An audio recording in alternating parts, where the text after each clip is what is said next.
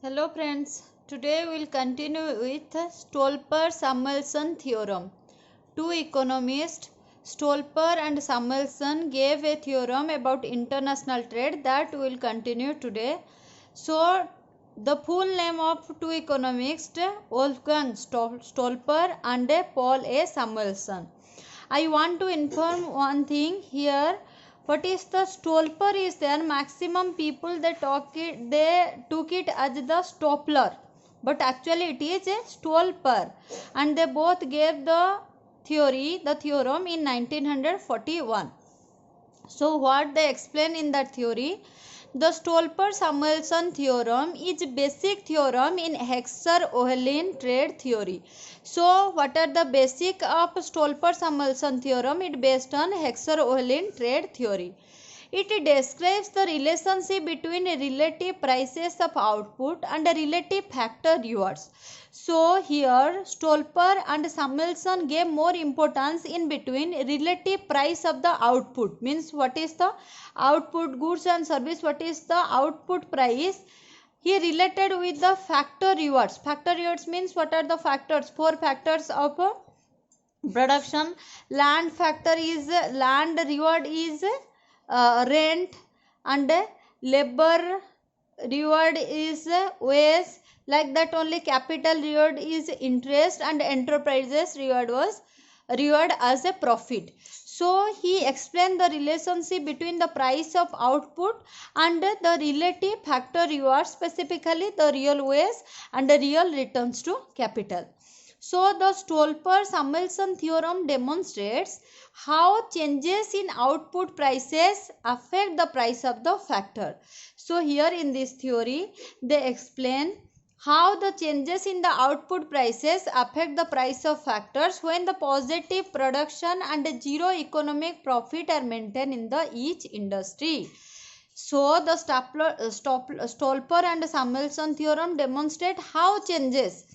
Here obviously there is a relationship between the price of output and the factor rewards, but how the changes in output price affect the price of factors when positive production and zero economic profit are maintained in each industry, even when the positive production is there and even when is zero economic profit also there, at that time how the changes in the output affect the price of the factors. Next we will see the assumptions of the theory. So till now we saw the assumption as 2 into 2 into 1 model. But here we will see 2 into 2 into 2 model, 2Q model. You can take it 2Q model. Two countries, two commodities. Here we took example of cloth industry and steel industry. Two factors of production, labor and capital. The production function for each of the two commodity is homogeneous of a fast degree. That means it's giving constant returns to scale. Both labor and capital are fully employed and fixed in supply. Perfect competition both in capital and factor market.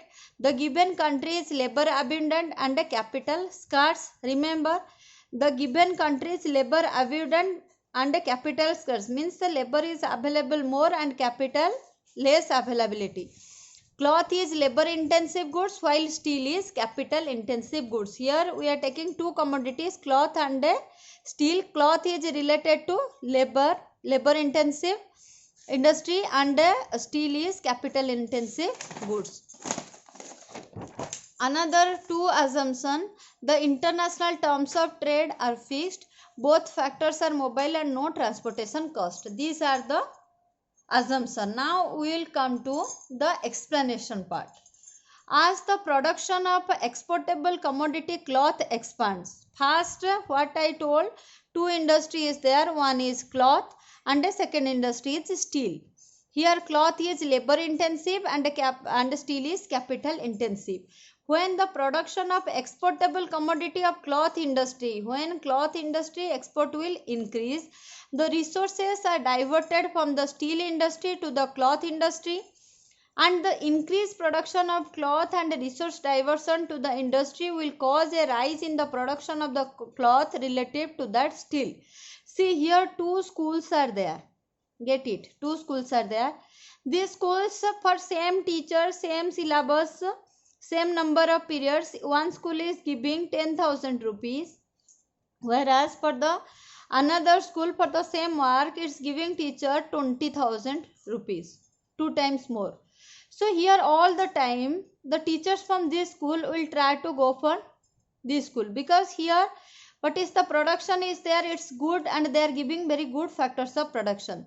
That only they told, if the production of exportable commodity of cloth expands, the resources are diverted from the steel industry to the cloth industry, and the increased production of cloth and a resource diversion to the industry will cause a rise in the price of relative to the steel. So price of the cloth divided by price of steel at S means country S. One country is S, another country is R. The price of the cloth divided by price of the steel at R. So here we saw country A's production is more than country R. So it signifies that the cloth industries increases when the price of the cloth increases. When it is increases, while that the steel falls.